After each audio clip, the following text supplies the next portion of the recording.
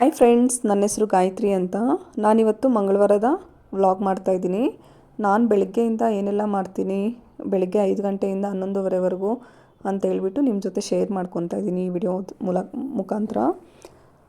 So ನಾನು ಬೆಳಗ್ಗೆ ಎದ್ದ ತಕ್ಷಣ ನೀಟಾಗಿ ಫ್ರೆಶ್ ಅಪ್ ಆಗಿಬಿಟ್ಟು ಬಂದು ಸ್ವಲ್ಪ ಬಿಸಿನೀರನ್ನ ಕುಡಿಬೇಕು ಅಂತ ಹೇಳ್ಬಿಟ್ಟು ಕಾಯಿಸ್ಕೊಳ್ಳೋಕ್ಕೆ ಅಂತ ಹೋದೆ. ಸೊ ಕಾಯಿಸ್ಕೊಂಡು ಇಲ್ಲಿ ಬಿಸಿನೀರನ್ನ ಕುಡಿಬೇಕೀಗ. ಸೊ ನನ್ನ ವೀಡಿಯೋಸ್ ಏನಾದರೂ ಇಷ್ಟ ಆದರೆ ನಿಮಗೆ ಲೈಕ್ ಮಾಡಿ, ಕಮೆಂಟ್ ಮಾಡಿ, ಶೇರ್ ಮಾಡಿ, ಹಾಗೆ ಸಬ್ಸ್ಕ್ರೈಬ್ ಮಾಡ್ಕೊಳ್ಳಿ ಫ್ರೆಂಡ್ಸ್. ನಾನು ಈಗ ಹೊಸದಾಗಿ ಯೂಟ್ಯೂಬ್ನ ಸ್ಟಾರ್ಟ್ ಮಾಡಿದ್ದೀನಿ. ಸೊ ನಿಮ್ಮ ಸಪೋರ್ಟ್ ನಂಗೆ ತುಂಬಾ ಮುಖ್ಯ.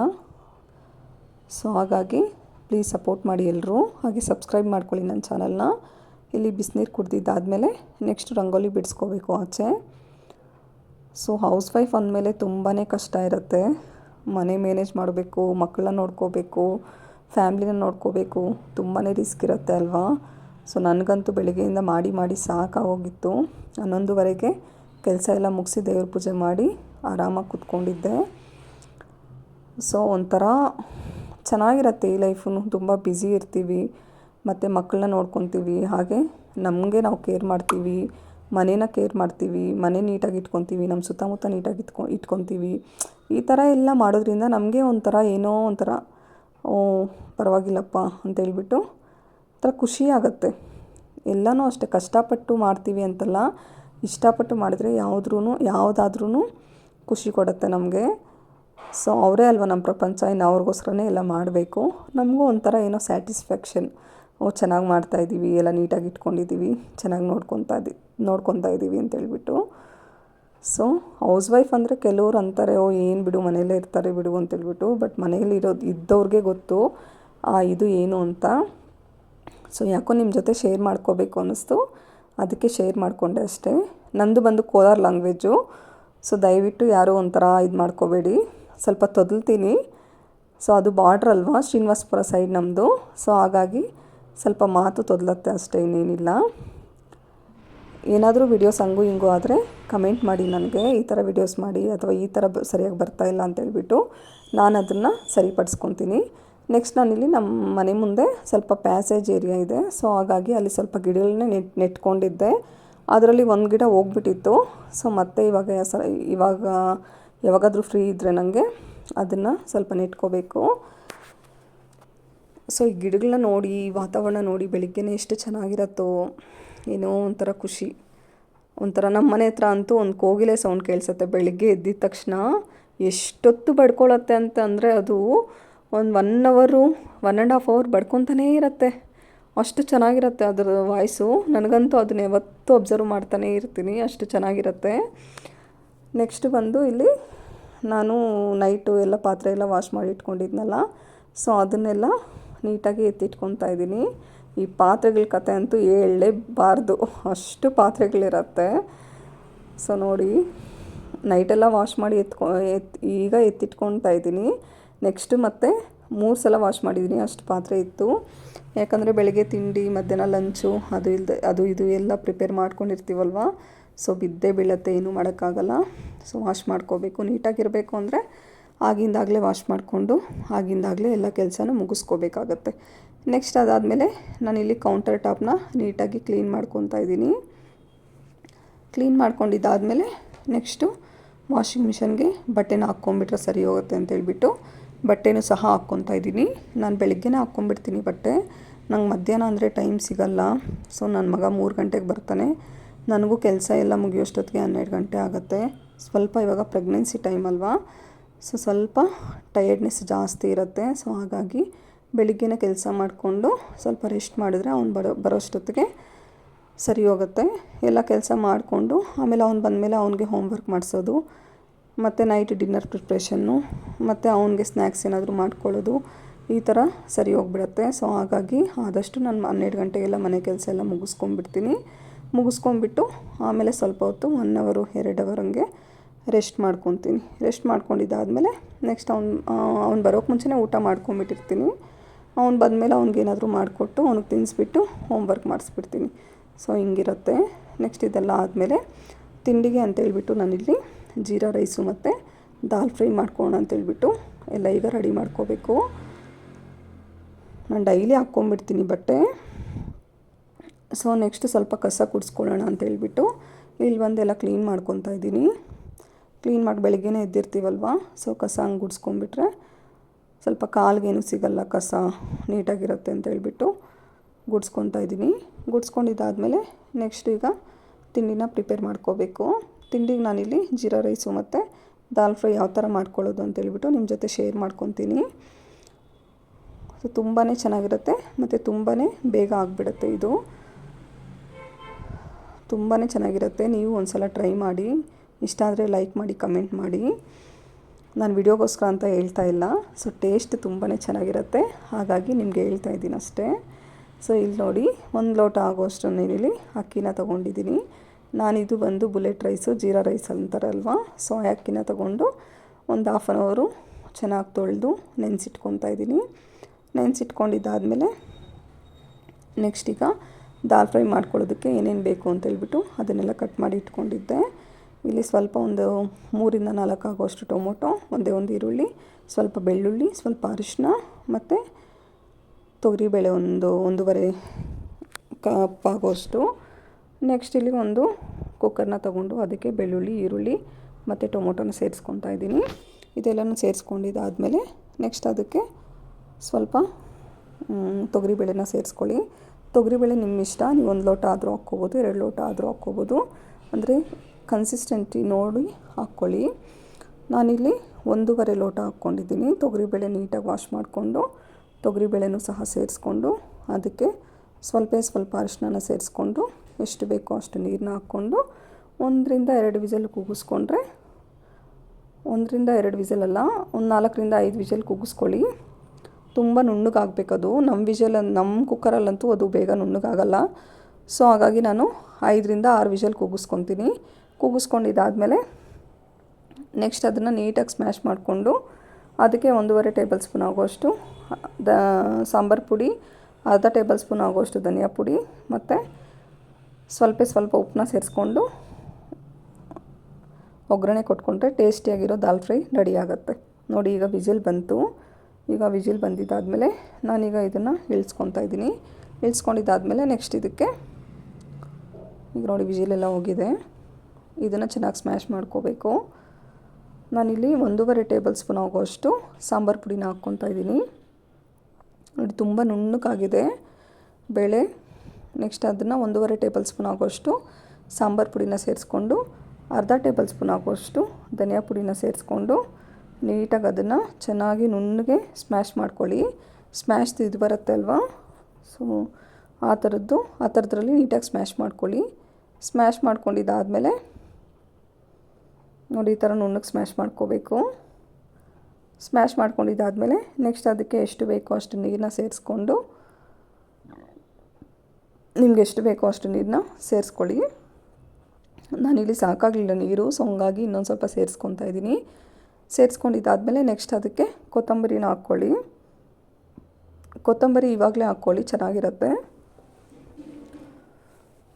ನೆಕ್ಸ್ಟ್ ಕೊತ್ತಂಬರಿ ಹಾಕ್ಕೊಂಡು ಸ್ಟವ್ನ ಆನ್ ಮಾಡಿಕೊಂಡು ಚೆನ್ನಾಗಿ ಕುದಿಸ್ಕೋಬೇಕು. ಅದನ್ನು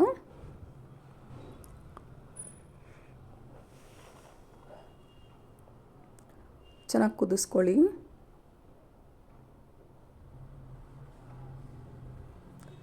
ನೆಕ್ಸ್ಟ್ ಕುದಿಸ್ಕೊಂಡಿದ್ದಾದಮೇಲೆ ನೆಕ್ಸ್ಟ್ ಅದಕ್ಕೆ ಎಷ್ಟು ಬೇಕೋ ಅಷ್ಟು ಉಪ್ಪನ್ನ ಹಾಕ್ಕೊಂಡು ಹೈ ಫ್ಲೇಮಲ್ಲೇ ಚೆನ್ನಾಗಿ ಕುದಿಸ್ಕೊಳ್ಳಿ.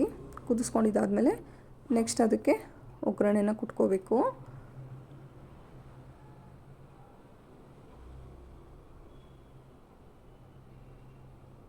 ನೆಕ್ಸ್ಟ್ ನಾನಿಲ್ಲಿ ಒಗ್ಗರಣೆಗೆ ಬಂದುಬಿಟ್ಟು ಸ್ವಲ್ಪ ಸಾಸಿವೆ, ಕರಿಬೇವು, ಒಣಮೆಣ್ಸಿನ್ಕಾಯಿ ಮತ್ತು ಸ್ವಲ್ಪ ಬೆಳ್ಳುಳ್ಳಿನ ಹಾಕ್ಕೊಂಡು ಒಗ್ಗರಣೆ ಕೊಟ್ಕೊತಾ ಇದ್ದೀನಿ. ಈಗ ಕಾದಿದೆ ಸಾಂಬಾರು. ನೆಕ್ಸ್ಟ್ ಅದಕ್ಕೆ ಒಂದು ಬಾಣಲಿ ಇಟ್ಕೊಂಡು ಒಂದು 2 ರಿಂದ 3 ಟೇಬಲ್ ಸ್ಪೂನ್ ಆಯಿಲ್ನ ಹಾಕ್ಕೊಂಡು ಅದಕ್ಕೆ ಸ್ವಲ್ಪ ಸಾಸಿವೆ ಹಾಕ್ಕೊಂಬಿಟ್ಟು ಅದು ಚಿಟಪಟ ಅಂದಮೇಲೆ ನೆಕ್ಸ್ಟ್ ಅದಕ್ಕೆ ಒಂದು ಹಾಫು ಈರುಳ್ಳಿನ ಹಾಕ್ಕೊಂಡಿದ್ದಾದಮೇಲೆ ನೆಕ್ಸ್ಟ್ ಅದಕ್ಕೆ ಕರಿಬೇವು ಸ್ವಲ್ಪ ಮತ್ತು ಬಾಡಿಗೆ ಮೆಣಸಿನ್ಕಾಯಿ ಒಂದೇ ಒಂದು ಹಾಕ್ಕೊಳ್ಳಿ. ಟೇಸ್ಟ್ ತುಂಬಾ ಚೆನ್ನಾಗಿರುತ್ತೆ. ಸೊ ಹಾಕ್ಕೊಂಡು ಒಗ್ಗರಣೆ ಕೊಟ್ಕೊಂಡು ಅದನ್ನು ಕುದಿಸ್ಕೊಂಡ್ರೆ ಟೇಸ್ಟಿಯಾಗಿರೋ ದಾಲ್ ಫ್ರೈ ರೆಡಿ ಆಗುತ್ತೆ. ನೋಡಿ ತುಂಬಾ ಸಿಂಪಲ್ ಅಲ್ವಾ, ಮತ್ತು ನೋಡೋದಕ್ಕೂ ಅಷ್ಟೇ ತುಂಬಾ ಕಲರ್ಫುಲ್ ಆಗಿದೆ. ಟೇಸ್ಟ್ ಅಂತೂ ಸೂಪರಾಗಿರುತ್ತೆ. ಸೊ ಈ ಥರ ಒಗ್ಗರಣೆ ಕೊಟ್ಕೊಂಡ್ಬಿಟ್ಟು ಸರ್ವಿಂಗ್ ಬೌಲ್ಗೆ ಸರ್ವ್ ಮಾಡಿಕೊಂಡ್ರೆ ದಾಲ್ ಫ್ರೈ ರೆಡಿ ಆಗುತ್ತೆ. ನೆಕ್ಸ್ಟ್ ಇದಾದಮೇಲೆ ಜೀರಾ ರೈಸ್ ಯಾವ ಥರ ಮಾಡೋದು ಅಂತೇಳ್ಬಿಟ್ಟು ನೋಡೋಣ. ನೆಕ್ಸ್ಟ್ ಇಲ್ಲಿ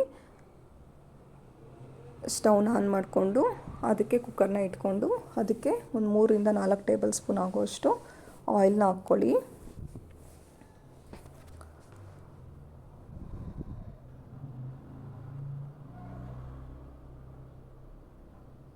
ನೆಕ್ಸ್ಟು ಆಯಿಲ್ ಹಾಕ್ಕೊಂಡಿದ್ದಾದಮೇಲೆ ಮಸಾಲ ಪದಾರ್ಥಗಳನ್ನ ಹಾಕ್ಕೋಬೇಕು. ಇಲ್ಲಿ ಸ್ಟಾರ್ ಹೂವು ಮತ್ತು ಕಸೂರಿ ಮೇಥಿ ಆ ಥರದ್ದೆಲ್ಲ ಹಾಕ್ಕೊಂಡು ಪಲಾವ್ ಎಲೆ ಒಂದು ಹಾಕ್ಕೊಂಡು ಚೆನ್ನಾಗಿ ಅದನ್ನು ಫ್ರೈ ಮಾಡ್ಕೊಳ್ಳಿ. ಫ್ರೈ ಮಾಡ್ಕೊಂಡಿದ್ದಾದಮೇಲೆ ನೆಕ್ಸ್ಟ್ ಅದಕ್ಕೆ ಸ್ವಲ್ಪ ಕರಿಬೇವು, 4ರಿಂದ 5 ಮೆಣಸಿನ್ಕಾಯಿನ ಈ ಥರ ಕಟ್ ಮಾಡ್ಕೊಂಬಿಟ್ಟು ಅದನ್ನು ಸಹ ಚೆನ್ನಾಗಿ ಫ್ರೈ ಮಾಡ್ಕೊಳ್ಳಿ.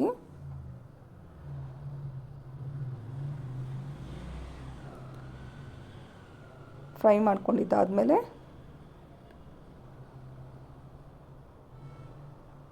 ನೆಕ್ಸ್ಟ್ ಅದಕ್ಕೆ 1ರಿಂದ 1.5 ಟೇಬಲ್ ಸ್ಪೂನ್ ಆಗುವಷ್ಟು ಜೀರಿಗೆನ ಹಾಕ್ಕೊತಾ ಇದ್ದೀನಿ. ಸೊ ಜೀರಿಗೆನ ಹಾಕ್ಕೊಳ್ಳಿ. ಜೀರಿಗೆ ಹಾಕ್ಕೊಂಡಿದ್ದಾದಮೇಲೆ ನೆಕ್ಸ್ಟ್ ಅದನ್ನು ಸಹ ಚೆನ್ನಾಗಿ ಫ್ರೈ ಮಾಡ್ಕೊಳ್ಳಿ.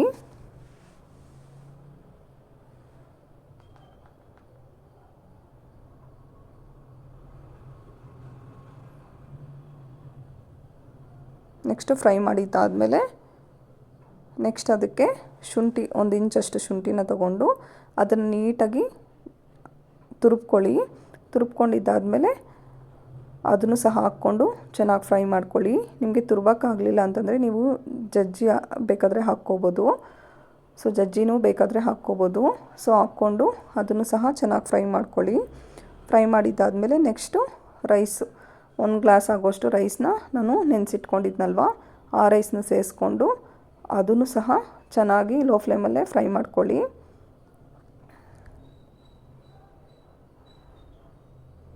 ಈ ಥರ ಮಾಡೋದ್ರಿಂದ ಅನ್ನ ತುಂಬಾ ಉದ್ರುದ್ರಕ್ಕಾಗತ್ತೆ ಮತ್ತು ಟೇಸ್ಟು ಚೆನ್ನಾಗಿರುತ್ತೆ. ಸೊ ಫ್ರೈ ಮಾಡ್ಕೊಂಡಿದ್ದಾಯಿತು. ಫ್ರೈ ಮಾಡ್ಕೊಂಡಿದ್ದಾದಮೇಲೆ ನೆಕ್ಸ್ಟ್ ಅದಕ್ಕೆ ನಾನಿಲ್ಲಿ 2 ಲೋಟ ಆಗೋಷ್ಟು ನೀರನ್ನ ಹಾಕ್ಕೊತಾ ಇದ್ದೀನಿ. 2 ಲೋಟ ಆಗೋಷ್ಟು ನೀರನ್ನ ಹಾಕ್ಕೊಂಡು ಸ್ವಲ್ಪ ಕೊತ್ತಂಬರಿ ಮತ್ತು ಸ್ವಲ್ಪ ಉಪ್ಪನ್ನ ಹಾಕ್ಕೊಳ್ಳಿ.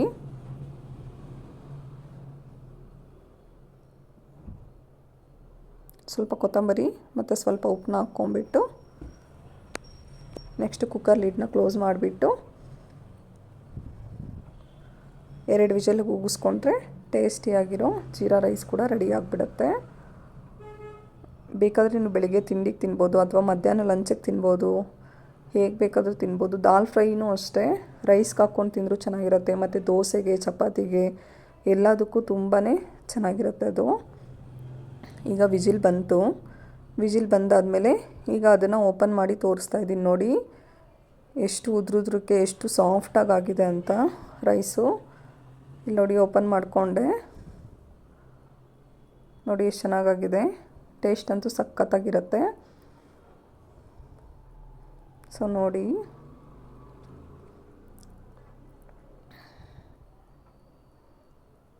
ನೆಕ್ಸ್ಟ್ ಇದಾದಮೇಲೆ ಈಗ ಸರ್ವ್ ಮಾಡ್ಕೊತಾ ಇದ್ದೀನಿ. ಟೇಸ್ಟಿಯಾಗಿರೋ ಜೀರಾ ರೈಸು ಮತ್ತು ದಾಲ್ ಫ್ರೈ ರೆಡಿ ಆಗುತ್ತೆ. ಸಖತ್ತಾಗಿರುತ್ತೆ ಟೇಸ್ಟು. ನೆಕ್ಸ್ಟ್ ಇಲ್ಲಿ ಬಂದು ಚಪಾತಿ ಹಿಟ್ಟನ್ನ ಯಾವ ಥರ ಕಲಿಸ್ಕೊಳ್ಳೋದು ಅಂತೇಳ್ಬಿಟ್ಟು ತೋರಿಸ್ತಾ ಇದ್ದೀನಿ.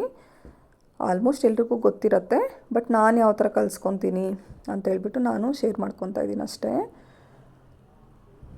ಇಲ್ಲಿ ಸ್ವಲ್ಪ ಉಪ್ಪನ್ನ ಮತ್ತು ಗೋಧಿ ಹಿಟ್ಟು ಎಷ್ಟು ಬೇಕೋ ಅಷ್ಟು ಹಾಕ್ಕೊಂಬಿಟ್ಟು ಸ್ವಲ್ಪನೇ ನೀರು ಹಾಕ್ಕೊಂಡು ಗಟ್ಟಿಯಾಗಿ ಕಲಿಸ್ಕೊಳ್ಳಿ. ಅಂದರೆ ಅಷ್ಟು ಗಟ್ಟಿನೂ ಬೇಡ, ಅಷ್ಟು ಸಾಫ್ಟಾಗೂ ಬೇಡ, ಮೀಡಿಯಮ್ ಆಗಿ. ಅಂದರೆ ಸ್ವಲ್ಪ ನೆನೆಸ್ತೀವಲ್ವ ಒಂದು 1/2 ಅವರ್ ಹಿಟ್ಟನ್ನ ನೆನೆಸಿದಾಗ ಅದು ಚೆನ್ನಾಗಿ ಸಾಫ್ಟಾಗಿರುತ್ತೆ.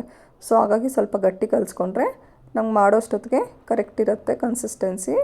ಸೊ ಹಾಗಾಗಿ ಸ್ವಲ್ಪ ಗಟ್ಟಿಯಾಗಿ ಕಲಿಸ್ಕೊಳ್ಳಿ. ಈ ಥರ ಕಲಿಸ್ಕೊಂಡಿದ್ದಾದಮೇಲೆ ನೆಕ್ಸ್ಟ್ ಅದನ್ನು ನಾನೀಗ ತೋರಿಸ್ತೀನಿ ಯಾವ ಥರ ಆಗಿದೆ 1/2 ಅವರ್ ಬಿಟ್ಕೊಂಡು ಅಂತ.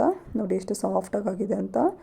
ಈಗ ನಾನಿಲ್ಲಿ ಒಂದು 3 ಚಪಾತಿನ ಮಾಡ್ಕೊತಾ ಇದ್ದೀನಿ. ನನ್ನ ಮಗ ತಿನ್ನಲ್ಲ ಜೀರಾ ರೈಸು, ಸೊ ಹಾಗಾಗಿ ಅವನಿಗೆ ಚಪಾತಿ ಮತ್ತು ಜಾಮ್ ಮಾಡಿಕೊಟ್ಟೆ. ಇಲ್ಲಿ ಈ ಥರ ತೀಡ್ಕೊಂಬಿಟ್ಟು ಅದಕ್ಕೆ ಸ್ವಲ್ಪ ಎಣ್ಣೆ ಬಳ್ಕೊಂಡು ಈ ಥರ ಫೋಲ್ಡ್ ಮಾಡಿಕೊಂಡು ತೀಡ್ಕೊಳ್ಳಿ. ಈ ಥರ ಮಾಡೋದ್ರಿಂದ ಚಪಾತಿ ತುಂಬಾ ಮೃದುವಾಗುತ್ತೆ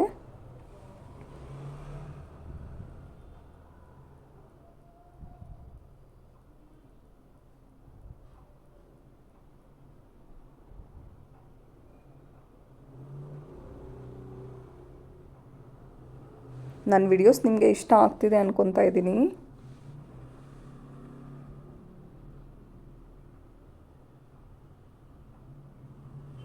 ಆದಷ್ಟು ಇನ್ನು ಬೆಟರ್ ಆಗಿರೋ ವಿಡಿಯೋಸ್ನ ಮಾಡೋದಕ್ಕೆ ಟ್ರೈ ಮಾಡ್ತೀನಿ ನಾನು. ಇನ್ನು ಮುಂದೆ ವ್ಲಾಗ್ಸ್ ಆಗಿರ್ಬೋದು ಅಥವಾ ಇದು ವರಲಕ್ಷ್ಮಿ ಹಬ್ಬಕ್ಕೆ ಪ್ರಿಪ್ರೇಷನ್ಸ್ ಯಾವ ಥರ ಇರುತ್ತೆ ಏನು ಅಂತ ಹೇಳ್ಬಿಟ್ಟು ಎಲ್ಲನೂ ನಾನು ನಿಮ್ಮ ಜೊತೆ ಶೇರ್ ಮಾಡ್ತೀನಿ. ಮತ್ತು ನಾನು ಪ್ರೆಗ್ನೆನ್ಸಿಯಲ್ಲಿ ನಾನು ಯಾವ ಥರ ಕೇರ್ ಮಾಡ್ಕೊತೀನಿ ಅಂತ ಹೇಳ್ಬಿಟ್ಟು ಅದನ್ನು ಸಹ ಶೇರ್ ಮಾಡ್ತೀನಿ. ನಾನು ಯಾವ ಥರ ಆಹಾರ ತೊಗೊತೀನಿ ಪ್ರೆಗ್ನೆನ್ಸಿ ಟೈಮಲ್ಲಿ ಅಂತೇಳ್ಬಿಟ್ಟು ನಾನು ನಿಮ್ಮ ಜೊತೆ ಶೇರ್ ಮಾಡ್ಕೊತೀನಿ. ಸೊ ನೋಡಿ ಇಷ್ಟ ಆದರೆ ಲೈಕ್ ಮಾಡಿ ನಿಮಗೂ, ಹಾಗೆ ಕಮೆಂಟ್ ಮಾಡಿ. ನೋಡಿ ಇಲ್ಲಿ ಎಷ್ಟು ಸಾಫ್ಟಾಗಿ ಆಗ್ತಾಯಿದೆ ಚಪಾತಿ ಅಂತ.